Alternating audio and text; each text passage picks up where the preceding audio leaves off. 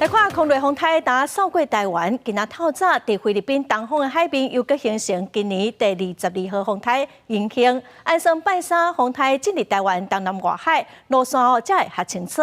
也毋过，就算未直接影响台湾，因为东北季风在增强，这方面的大台北地区依然有华人台东，嘛要注意会落大雨。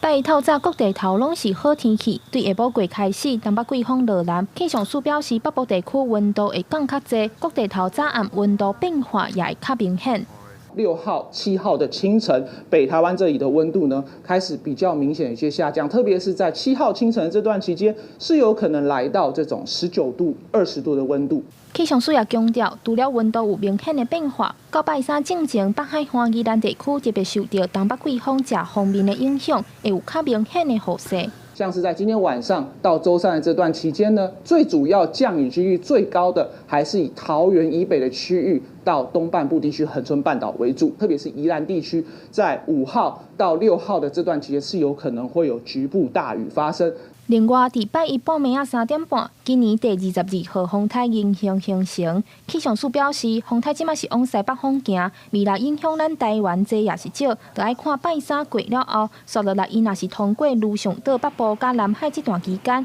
是毋是甲东北季风互相影响？若产生加强的作用，雨水就会变较高，就有可能会造成大水祸发生。目前也有一寡变数，气象署又咧观察。另外，气象署也提醒民众，这几天要注意天气受东北季风影响，气温早暗变化会较大，出门要加套一领衫。记者张家佳、柯敏哲台北报道。